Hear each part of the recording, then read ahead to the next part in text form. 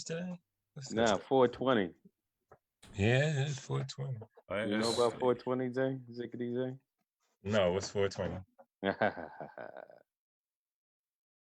Whose That's birthday? Somebody's birthday? It's your birthday, Cobb? Nah. Phil? No, it's no birthday over here. But we just gonna get it started just like that with Zane on hold trying to figure out what 420 is. So peace. I am Phillip Roundtree, and you are tuned into the 420 edition of Rhetorically Speaking. I know we took last week off because we had some technical difficulties, hence the reason why the Cash App is right there. But you know I gotta play my favorite video from Brother Umar Johnson. Let me see if y'all gave me any donations. Let me see. I'm giving y'all all my wisdom, but where the donations at? Last donation to the school was Richard Harris. Somebody better get on their Cash App. Somebody better get on their Cash App. Cash.me/$FDMG school. I better get some donations. And so, like Brother Umar said, please hit the Cash App, right? We sitting here giving y'all knowledge. We giving y'all information. I think that's the same as knowledge. We giving you a little bit of humor. All on right here on Rhetorically Speaking. So today is 420, and Zane had no idea what 420 is. And 420 is the day for... You could talk, Zane.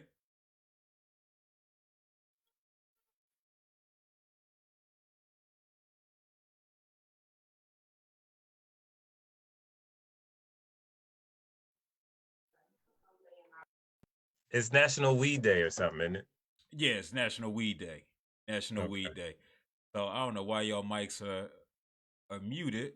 Because you always tell us to mute the mics in the beginning of the show while you make your introduction. Zane now knows what 420 means. I definitely appreciate him. And yeah, so yeah, it's the day that people use marijuana. Some people, not name myself, might use an edible before Rhetorically Speaking. So you might be a little groovy just to mellow out a little bit, right? On this Babyface and Teddy Riley Monday, the rematch Monday. So on Mondays, as usual, we are joined by some good brothers from the hashtag You Good Man group. We got Cobb in the front pond who's trying to watch Babyface and Teddy Riley while being on the show. Peace to you, brother. Peace. I'll just give you the real time updates when something when Babyface, when Teddy Riley do something outlandish. he already started off and he's like, all right, something's going on, go to Babyface's page and I'm gonna tap in over there. So it's already off. And I think that goes to a bigger conversation about old folk and social media, because whether we like it or not, right? Babyface and Teddy Riley, who was it last week? The RZA and DJ Premier, everybody had troubles getting on social media. Like the RZA said, he said, yo, this is my first time ever using this time face thing. And it was like, and we could tell outside of the fact that he had a sleeveless shirt on, it was getting busy. But shout out to the RZA Wu-Tang. We're also joined by our world-renowned dancer friend, not gonna say the N-word, Zane. Zane is in the building. Peace, Zane. Hello. Oh, that's all you got. Okay, cool. Oh no, I wouldn't know. I've been talking the whole time I was on mute. All right, well, I wanted to have you get that a little bit of that out of you. And so go ahead, finish your introduction. And last but not least, we have the master's level social worker himself. We have not Michael Scott, but Mike in the building. Not Michael Scott. So, did you graduate? No, this is the last week of classes. So Friday's the last day, and then technically I'm done. Okay. All right, cool. They'll mail me my diploma, Yeah. Wow. Yeah. I didn't go to any of my master's graduations. I just let them send me the degree in the mail. You saved on the cap and gown. You have to put out 100. Oh, yeah. Why didn't you walk, Phil? Because I didn't. That's a deeper conversation, eh? Well, I'm curious though. And I noticed you said any of my masters. Like, you should let the people know how many of them you got. So I got 2, right? Okay. I do have two. I went to my undergrad graduation, but I think the reason that I didn't go to the last two was because I didn't value them. You know what I mean? I didn't value it. I didn't value the process. I didn't value the work that I was putting in, thinking that I earned the right to go to this, pomp and circumstance and to celebrate myself. Right. And so Right. it was just that, oh, all right, cool, I got it. What's the next thing? And it might be some of the conversation we had tonight where, as men, it's just like we always got to keep looking forward. You can never stay present and stay in the moment because you might miss something, or you should always be working on the next. Right. And so for me, that's what it was. Even getting in this doctoral program, a couple weeks ago, starting in the fall. Like Good. I just looked at it and was just like, oh, all right. And you've been working on that for a minute, though. Like, yeah, a couple years. you've been working on that for a minute. Couple years. So congrats. Oh, thank you. But you want to share where you're gonna go? Kutztown University. Okay. Yeah, another PWI. I feel like I just know the white people like at 2/3 of the level, so I might as well go the entire third. Add that last third in. So, but no, I think that sparks an interesting conversation. Just the idea of not celebrating ourselves, and I know we've touched on this. We've touched on this before, both in the group and on here. So Mike, you being a newcomer, just with you, how do you celebrate yourself at all? It's funny you bring up the idea of the inability to stay still, because since this quarantine thing's been going on, like there's been a forced stillness, but I find myself constantly looking for a project. There's got to be something I need to work on. What am I going to work on? Like I just finished exposing this brick wall behind me, and instead of like sitting there and like looking at it and be like, oh, you did that, I'm like, all right, what's next? Yeah. So I totally relate to that idea of like, I need to figure out the next thing. What's the next thing? Yeah. I mean, and yeah, I think we've been clearly we've been conditioned in so many different ways, but we've conditioned to be like, the only thing that matters is what's in front of you. And we look at that across sports. It doesn't matter who's in second place. It's all about first place. All right. It's just like anything you have to keep going. You have to be at the pinnacle. So that means continuing to move forward, even if it's at the detriment of appreciating yourself. Like in hindsight, yeah, I wish I would have went to him, because it's just like I earned them. Everything that I can get and getting my max out of it, that's what I want to do. Right. As opposed to, when you're in school, you might get in college or whatever. It's just like you sleepwalk through it for a lot of the things, especially when you're younger. That's why, I marvel now at the older generation that would come into the college classroom, or when I was in 9th grade, it was a 71-year-old man who came. I think he might have got shamed out of it, or he might have said, all right, I'm going to go a different route of trying to get my high school diploma. But, I just marvel at them because it's just like, yeah, you have this recognition, you have this information that comes from the hindsight perspective. So, yeah, it's unfortunate how we've been conditioned.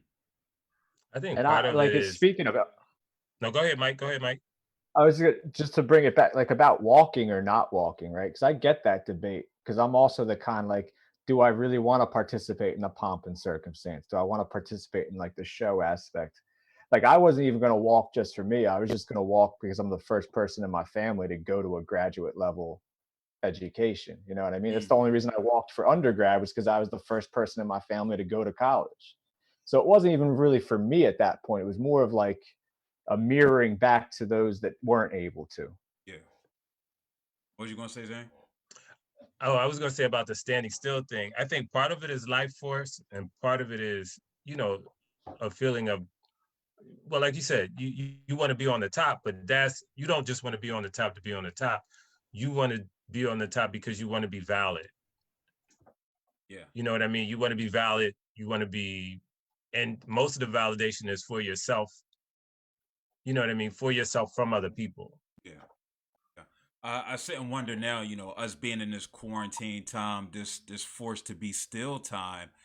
when we talk about men in particular, like the hyper masculine men, like how they're coping with being grounded. And I think that was going to lead into the question of the day, which is the reopening of states. So I just saw that Georgia today, they're pretty much opening everything. Once you open the barbershop and the salons and these various places, once you start opening them, because then you have to open the clubs, the bars, and all of these places, because people are getting haircuts to go out to these various places. So I think of places like Georgia and Florida and Texas, it's going to be rolled out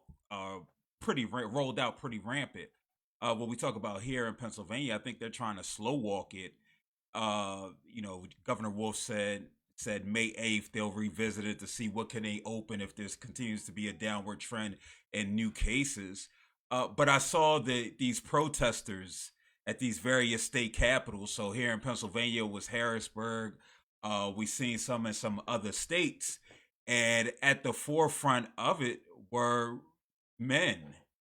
They were men, and it was just like it was so ironic to where they're talking about, and actually a guy on my Facebook post, he commented about a post that I made because I was just like, you know, you're upset and protesting because the government is telling you what to do with your body, but yet you're the same group who want to tell women about their body, right? When we talk about abortions and what have you. And then the idea that Kaepernick took protesting too far, but here go a lot of these people out here on state capitals with guns and holding up traffic when all he did was take a knee. So just looking at the demographic that made up the amount of protesters, the number of protesters were out there was just alarming. But then it's just like it goes into that hyper masculine thing. So I mean, if either one of y'all could touch on that. You know, the folks who are used to having power, they don't take direction well. You know what I mean? And that's that. I guess that is that hyper masculine man. You know what I mean? And they definitely,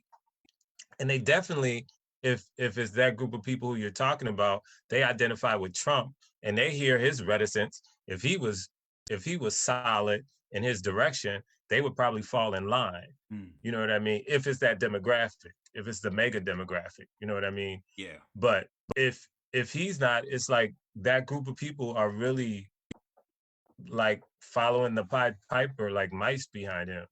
Like they don't have a thought process of their own. Yeah. You know what I mean? Even in this situation where common sense and science is you're being inundated with these things every day on the news. Like you're being inundated with the science of it all. But people still prefer to be connected to a tribal mentality and some source of power that endangers themselves, even physically. Like you're physically being endangered now if you don't take these precautions. You know what I mean? It's like people who don't wear seatbelt.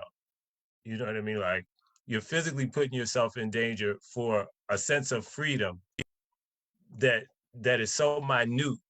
You know what I mean? It doesn't make sense to me. Yeah, and like that PowerPoint is key because I think we should qualify. It was white men, right? It was a very, very white crowd. It was the privilege parade, man. That's what it was. It wasn't a protest. These are all people that are already like profiting off the way the system works, but now because they've had a little tiny piece taken away for a few weeks, they want to go put on their cosplay uniforms and get their guns out and put on their vests and because like it even came out that a lot of these different protests were being set up by gun right groups. Yeah, right. It wasn't even about Corona. Right. Mm-hmm. Yeah, that's the sad part. That's the sad part of what's going on right now. Go ahead, Kyle. Yeah, I mean, it's just I don't know. It's frustrating, but I guess the part about it is like, I mean, we are still in America, right? I mean, it's frustrating to kind of see things unfold the way that they're unfolding. But I don't put it past them. I don't put it past America, Yeah, Yeah, but you know, the other thing is we're in America and we understand the dynamics of America. But Yeah. the deeper question, and I'm in this state of mind because I'm taking my little online ethics course right now. Mm. So, like, who matters? Like, do we all matter? You know what I mean? If we all matter, then you sacrifice something for the moment, right? We know it's going to be momentary, Mm. right? And momentary may be 6 months. What is 6 months? Yeah. You know what I mean? What is 6 months? And my pop is in the hospital right now. He's clear, he's clean, but he had to you know, his heart had to, and y'all know my pop. Yeah. Mhm. So he's in the hospital, but it was unrelated to COVID. And he said something tonight when I spoke to him. He was like, you know, people are not going to get it until it happens to somebody in their family. Yeah. And that's usually how lessons get learned. Yeah. If it's not right in your inner circle, then you're not really feeling the emotion or the severity of, or the weight or the responsibility of it. Yeah. You know what I mean? That was You one don't thing get that none I of that. appreciate. That was one of the things that I appreciated about you know, when they kind of rolled out the mask piece, right? Mhm. And suggesting that, you know, Philadelphia is consider wearing masks, right? And I saw that, but the kind of like the phrases or what people were saying was, you know, my mask is for you and your mask is for me, which I don't know if that necessarily came from the state or city. Maybe that was somebody clever, like marketing, or I mean, I don't know if we want to talk about marketing in an instance like this, but I thought it was a very, very powerful way to position that. You know, like I'm wearing my mask to keep you protected, to keep you and the people you care about protected, and you're wearing your mask to keep me and the people Right. I care about Mm-hmm. protected. You know, And I, which I thought was ingenious. I thought that was a great way to not just making it about self. You know, right. that And was it's Yeah, and that's not. like what Zane was just saying about who matters. And yeah. then again, if we bring it back to the protests, that's the All Lives Matter crew too. That's Right. the same crew that came out against BLM and was like, Right. all lives matter. But here we are, completely showing that they don't think all lives matter. Yeah, Right. you know, I think if it wasn't the demographic that it was, you know, at these various protests, that a lot of other people would be on board. I don't know how many people are actually going to travel to Harrisburg or go out and protest at all, but they're in solidarity with the people who are protesting. Just because I was out on Kelly Drive and Martin Luther King Drive here in Philadelphia yesterday, and when I say it was ridiculous, like because it was 65 degrees, something like that. When I say it was like I was just bumping people, you know, and it was crowds of 4, 5, 6, 7. You seeing people you ain't seen in a minute waving to them, and but no social distancing being implemented, and it was just like, yeah, I think a lot more people are in favor of this because otherwise you wouldn't be out here like you are right now. But I also think, and this is You were so, participating. Phil. Like, Say it again. but I also think I say, but you were people, participating. No, Phil. I mean, it's purpose. It was purpose to it. You know, it was purposeful, and so I tried to do my best to practice social distancing. You know how it is when you're running. It's hard not to have phlegm build up, and you hold it because or get a little runny nose because you got a discard of it real quick. You're trying to be mindful of people, but other people was just out there like laying in the grass, just with their child on top of them, and families picnicking. And it was just like this isn't how any of this is supposed to work, right? And so I did my little 1.5 hours, and I'm gonna be back in the house for another 2 days straight now. But I just thought it was eye opening because, uh, again, it was just everything what we think we know about COVID, for people not to be practicing it, right? It's people don't care as much as we think they should care for I don't various think it's, reasons. I think a lot of things, it's hard for people to break habits and people need direction. Like, it seems weird, but this would be, and this is going to sound really crazy, but this is a good time to live in a communist country, right? And I only say that because people follow direction in communist countries because of the repercussions. Like, the repercussions are Like so China. severe. That's why. Yeah, Like China, yeah, you know what I yeah, yeah. mean? And I'm saying if you had the equivalent of a COVID crossing guard out in those spaces, and they were like, "Oh, please separate, guys. Make sure you keep your 6 feet," people would probably fall in line. But if you don't have any if you don't, and I say that because even at my job, I have to give people direction, even though all the markings are there. And as soon as they hear you say something, then they move right in line. There's no resistance. There's no, like 90% of the time, there's no resistance. So I guess I'm playing devil's advocate, but I know that it's habit for people. It's habit for people to walk right up on you and say something like, so if nobody's saying 6 feet or move back or step away, you know what I mean? And they still haven't gotten it in their mind that it's necessary. Like, yeah. I had to say to a friend of mine at work, I was like, back up, back up, Yeah. back up. You know what I mean? And it's, you try to make it so that becomes the habit. You know what I mean? But habits are really difficult to break. Like being, even with our normal personal space, right? So now you got to double that. You got to, you know what I mean? So it's interesting. It's interesting to sort of observe. Yeah, no, and because I had that same point when we were talking a few weeks back on an episode where it was boys in North Philly and they were at a basketball court. It was like, 40 of them just standing around each other. And they're like, you had outrage that this is a travesty, and it was that same thing. This is first, if I was a 14 to 18-year-old, and I'm not fighting to get out the house, right after being quarantined for like one day, let alone several days, I would think something is happening with that child, right? Just the therapist in me, like, why don't you want to go out? Do you have, for issues with peers or what have you? And then it was just that idea of this is what they've known, right? It's this is what they've known, and the point that, you know what, it might not have hit close to you yet. I'd always talk about how I made the joke back when I was on the radio back in like January, like, yo, listen, China got how many billions of people and it's only affected a couple hundred? Yeah, wake me when it hits like New York. And then it hits New York and it's just like, all right, we need to start taking this serious. And for some people, that 6 degree of separation is a lot more closer. It might take a family member or somebody that you know close, especially when we talk about our youth, no matter their their racial or ethnic background. Just the idea that they don't care regardless, right? They it's age appropriate, right?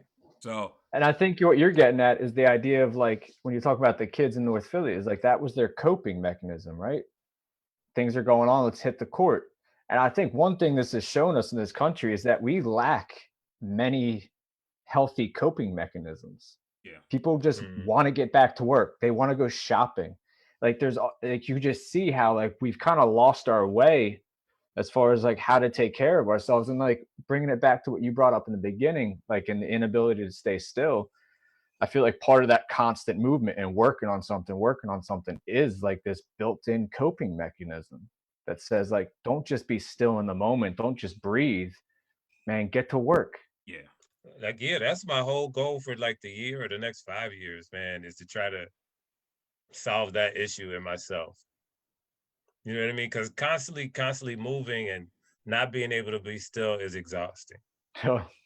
I mean, it's mentally exhausting. It's like you always got to have a project. You don't feel, and I keep trying to. I had a wonderful conversation. We didn't start off like we usually start off, but the good thing that happened to me this week is, one, I was on vacation last week and I rested.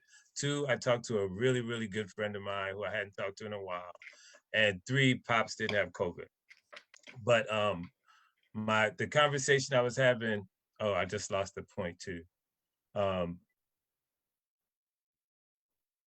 lost it. Somebody else can take over. Clearly you was on a little 420 thing, right? You ain't know what it is, but you know the effects. Well, I think the point you were trying to make was this feeling of constantly feeling like you have to move, and do something.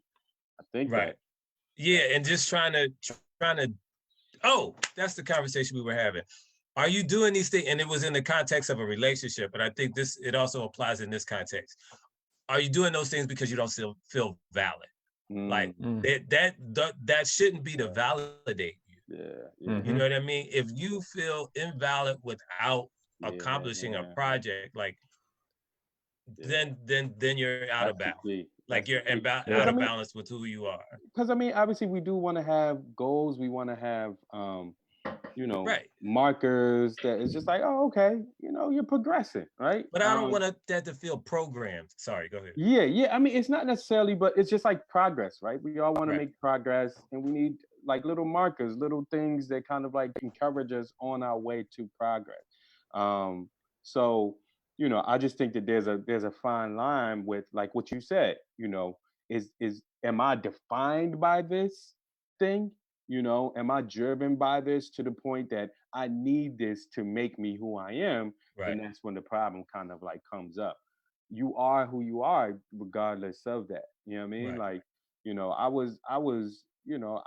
I think everybody has kind of had that season, in their life. I mean, if you haven't, then that's dope. But everybody's had a season where it's almost like, you let the opinions of others, you're dictated by, like for me, it was my father. My father set these goals and like projections, all this stuff that maybe he didn't get a chance to do, he wanted me to do, or he just felt like this was, I still have to have that conversation with my father to find out exactly why. Are these things that you wanted to do that you didn't accomplish and now you're projecting them on me? Or you just feel like, okay, in order for me to be successful in life, my life needs to be lived in this one particular way. Like, there's life, unfortunately, there is no one answer that solves everything. Right. There are many paths to happiness. Okay, Buddha.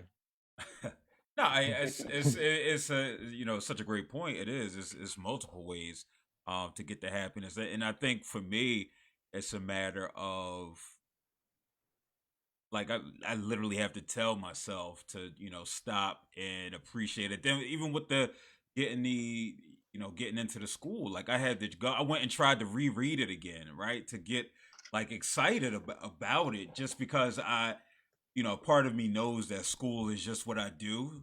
But I think the significance of it, and maybe a part of me, questions still if it's going to happen.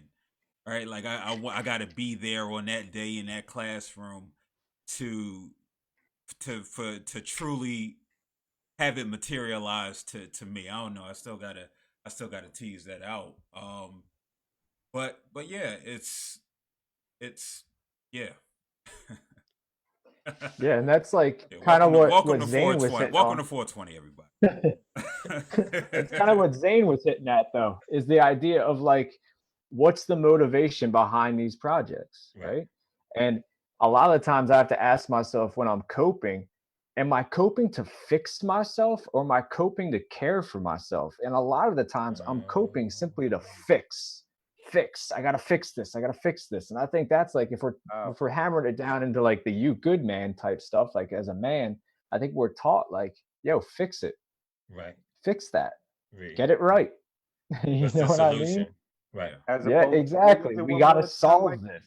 What was it one more time? What's the you said fix it or I said, am I coping, either am I fixing it? coping to fix myself or am I coping to take care of myself? Yeah, And yeah, usually That's it's not brilliant. about care. yeah. Gotta write that down, Michael. Good. That's very good. My man reached up, grabbed a notebook and a pen. You know Yeah. I'm a writer. I mean, I write things down. That's how I do. Hey, that's the best thing, man. I Yeah. remember that's how I used to have to do. Like I would, the teacher would say something or whatever, and I had to write it down for it to kind of get into my brain. So, Yeah. No, Yeah, I'm the it's same but way. no, that's powerful though. That's powerful.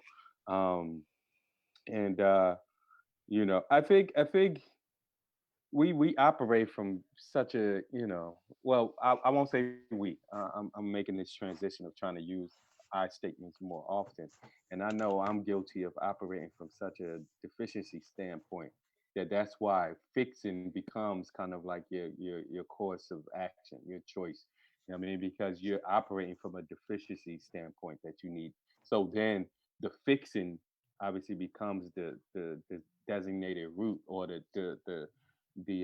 it becomes the choice for why you do some of the coping or why you do some of the things that you do, because you're like, okay, I need to fix this, as opposed to taking care of myself. Right, because that when you say standpoint, you mean perspective of how you see yourself. So if you see yourself as broken or Mhm. not enough, if you coming from like a deficient, right? Like you said, deficiency.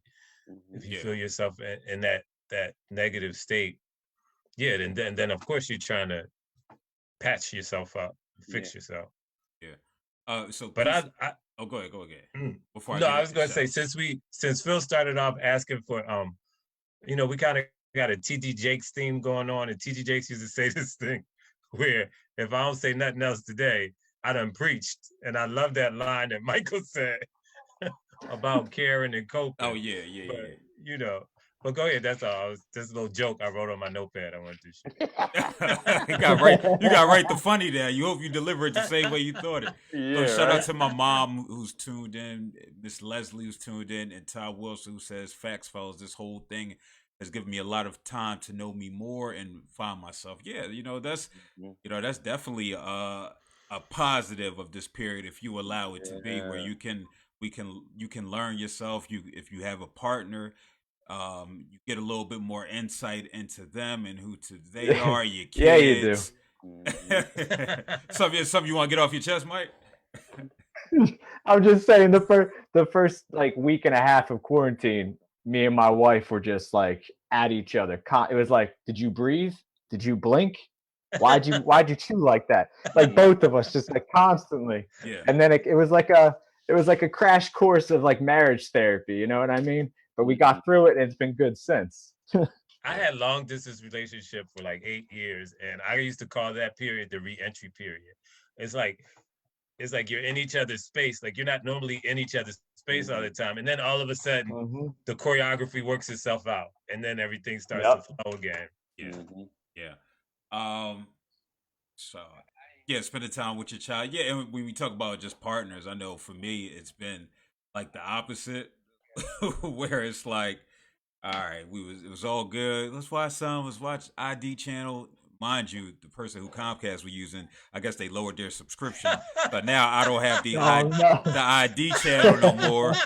So, but yeah, now it's just like you give a head nod. What's up, yo? How you doing? What's going on? You talk like homies, like yo, what's going on, bro? How you feeling, man? And keep it moving, not trying to hold too long a conversation. So. Yeah, it's just brought a lot out of people. I really ain't got much more because the conversation that I do want to have eventually, hopefully, is next Monday, and we can have the 3 other people actually who wanted to tune in on the conversation on identity, and what have you. So yeah, I don't really have much more.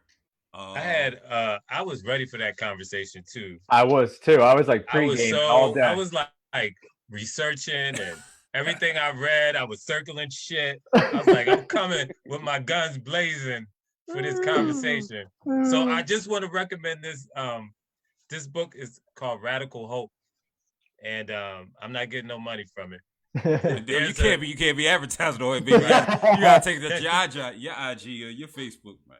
This girl named Sherry Moraga wrote this essay called "A Holler from the West Side."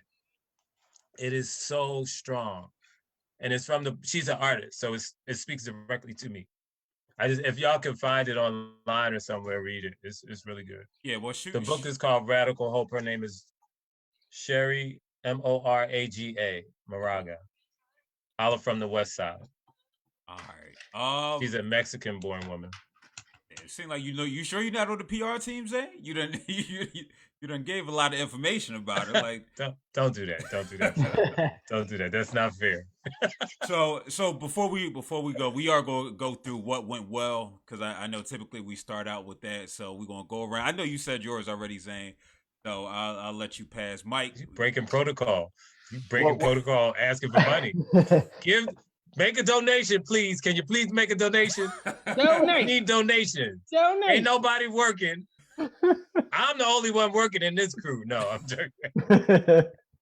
I'm essential, but he need money, so you gotta help him. Hey, this don't pay the bills, man. I love doing it, but this don't pay the bills. Right? Nah. No, it's all you, Mike. What went well? I'm a week away from being done my master's degree, so like. It feels like weird and kind of like not real because there won't be an actual end. but it still counts for something. I got the debt to prove it, so they ain't changing that. Word. So, Right. so yeah, that went well. That went well. Cool. It's on you, Kai. Congrats. What went well? I had somebody who reached out to me. I did like this small thing, like a community type of thing. And I did it kind of like pro bono, just because it wasn't a whole lot of stuff. So I was just like, whatever. I'm in a kind of like a down period or whatever, as far as like getting clients or whatever. So I did this little thing. It wasn't even nothing. Like it really wasn't nothing to me. But I met somebody there who contacted me like maybe like a week or two after and was like, "Yeah, we want to pay you for it." And I was like, "Oh, that's cool." And it's coming like right when I need it, Yeah. Yeah. like, so, I did something, I guess, kind of like that pay it forward, like mantra or whatever. It was just like, it was, so well, I won't speak anonymous or in anonymity. There's a playground like right down the street from me, and they're talking about putting like a community garden in there. So I'm personally interested in it. Me and my wife are interested in it. Yeah. So they had like a groundbreaking like event or whatever. So we were going down there anyway, and I was just like, you know what? Let me just take my camera, just kind of like, just shoot something, and then just do like a little edit for them or whatever to kind of help. It's like my gift to them, my contribution to them. And then they're part of like the Fairmont Park con Mission.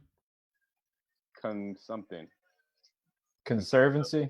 conservancy. Okay. There we go. Because they sent me an email, and I was just like, So they're 420. nah, I didn't. Nah, I'm good. I don't partake. So, so yeah, so they were working as part of that. So like the people, whatever, they were like, yeah, no, we got access to funds, and we just want to compensate you for it. I was like, oh wow, like That's sweet. yeah, that's just it came out of left field. Like I said, it was definitely encouraging during these times as I tried to, just be very, very conscious. I did this before, things got to where they're at right now. Yeah. So I don't know if maybe that even played a role in it. There were some people there who I was close with, kind of cool with, but like some of the main people who were doing the actual event, I didn't know, but I met that day, and I guess maybe just some of the relationships that I have might have played a role in it. So that was encouraging, Yeah. and just how this thing go, man. This entrepreneur life, creative entrepreneur life, is like you're looking for the next. That's why they got that beautiful thing called pandemic unemployment for PUA. Yeah, I did my right joint. up on it. So for me, well, I ran 10 miles yesterday, so that was Nice. Okay. good money. That was a solid time too, man. Solid time. What was it, under 10? It was like 9 something, right? Yeah, like 9:30 Yeah. something. Yeah. Okay. Yes. You definitely what you call them ready. What, If it bro? wasn't- Grocery run? Yeah. Yeah, if they was to have it, yeah, for Yeah. sure. Yeah. Even though I stopped like 7 times and paused it, but you know what I mean. That's how you preserve the time.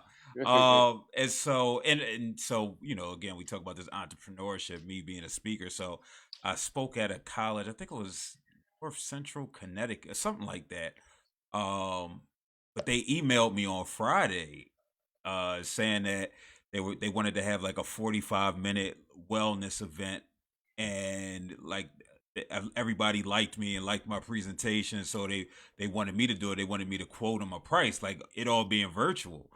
And so that was love, and then the fact that I sent the number without really hesitating on it, where I was actually like, you know what, let me take a couple off, because they are reaching out to me for a second time within like the last 2.5 months. So, I could drop the price and let them know that, but not to something to where I would have, not to a fee where I would have been uncomfortable like I would have done previously. Right. So you know, if, instead of 1,000, let's say 200. I might say, all right, you know, 250. And so no, it's just like, no, here it is, and this is what it is.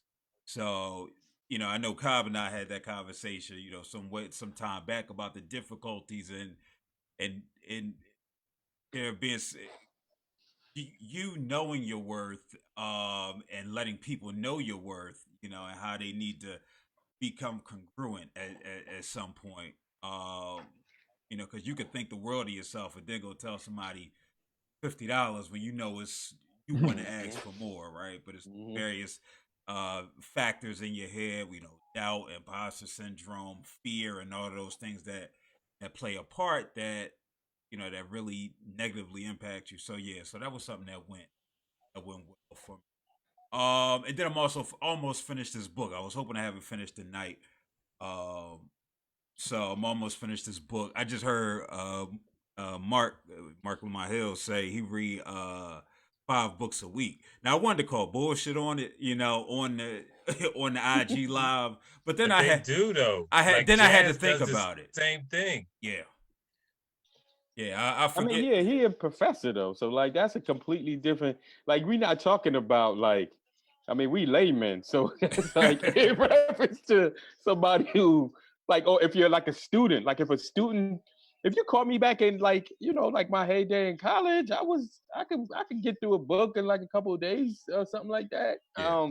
You know, depending on the read or whatever, but yeah, somebody like we're in completely different. Yeah, but that's like a PhD genetics. Like those cats that go through them, like Phil's gonna be doing it. Yeah, you're gonna be reading books in No, like a and I couple only of know that days. from talking to Akosua, I'm talking Yeah. to Jazz. Yeah. Like they have to read that much. Yeah. Like so once you come out of it, and I heard this talk with Bell Hooks one time, and that's how once they go through them programs, like that stuff is a habit for them. Like, and probably before because they love reading anyway. But I would love to be able to get into that habit of reading that much. Yeah. Like I fall asleep after 5 3 books pages. in a week. Yeah. That is kind of crazy though. Yeah. 5 books It in 1 depends week. on the book though. I mean, you know, I think once you Nah, get in the habit of 5 it, books, 5 Yeah. any. I bet you Well, they don't 100 turn up. I'll say this. He what was it? It was it was an author event that he was hosting. I want to say it was Michael Eric Dyson, and he came in. He was like, "Yo, I gotta read this, y'all." Like his book. By the time he interviewed him in like a couple hours, and he's like, "Yo, you finished?" Oh yeah, I finished it. You know what I mean? And just went up there and knew the book inside and out. Yeah, I tried the speed reading thing. I tried to learn that, and then I realized that everybody say it's a bunch of nonsense. So Is it? yeah, that's what people say. Because it's the idea of, and what I realized with me reading, like, stop trying to understand every sentence. I think that's one of the big things. Like, as you go on, it might click. Right. The stuff that you've read previously. So, like, I could say that with Heavy, or like the book I'm reading now, Full Dissident. But especially with Heavy, like the first chapter or two, it was like for me, like a snore fest. I was just going through it, and then it got heavy, and then you start to connect those dots. But yeah, so they say the speed read thing. Go pay the $1,000 course and try to do it. I'm good. I just need to stay awake. Yeah. Listen, you and me both. I finished the Ta-Nehisi Coates book, and I got halfway through this book on my vacation. So I was proud of that. I'm only 2 books away from my goal, which is 12 books for the year. Okay. Oh, you're only 2 away. Yeah, because it's January, February. I'm gonna finish that by the end of the week, so that I'm be caught up to February. I just got to catch up March and April before the end of April. All right. Well, Oh, you reading 1 book a month? I'm trying. Okay. That's my goal for the year. I ain't. That's a heavy goal. Yeah. Yeah. Nah, 12 books in a year. I'm gonna be happy. I'm gonna be like, okay, and then maybe I'll bump it up next year. I think I talked about it before, or just on here in general. Well, Phil quit me because we were supposed to have a very the book club, the book club coming back, man. I promise you, I'm on that tomorrow. It's January, February, March, April. So the first quarter is done. Basically, you got 3 quarters to get this in motion. I'm just saying. I'm But like, these ain't your normal, your normal first four months of a year. Like yeah, this is nah, like Nah. you can't use this to. yeah. Cobb, you're supposed to be on my side. Oh, all right. I ain't The getting Yeah, red but no, hat is the book club definitely will come because I got like several books downstairs that I do want to read and try But that and helped get me. through. I'm telling you, having like a deadline helps me. Like Mm. Yeah. when you know you're gonna discuss something, even if you like 10 pages short, I still completed the book. You know what I mean? Like I got through more of that book because I had a deadline. Yeah, and that's You know what another I thing. mean? And I'll talk to you about it afterwards. Where I'm trying to think: do I want to do it like multiple chapters a week, or one full book like I was doing like every 4 weeks? And so to keep people engaged, so more accountability, or maybe bi-weekly. Maybe that's what it is. I'll send a poll out or something. But yeah, I don't want to hold y'all up. I see Cobb trying to get in his baby face Teddy Riley bag. Yeah, So yo, yeah. he just dropped new edition, man. Like, Yeah, you want to be I don't know what's the Bobby Brown and them. So now I appreciate you all for tuning in. I'll be back tomorrow. It will be April 21st. It won't be 420, so I'll be a lot more Lucid. a lot more lucid tomorrow. Listen, I appreciate he owns it at the end of the show. That's what the beginning was about. Like Yeah. that was that stupor. I can't remember what I'm supposed to do. You about to host your show. Listen, I didn't even run my intro in my theme song like I usually do. So listen, I appreciate you all. Tune in tomorrow at 8:00. Peace. Peace. Later.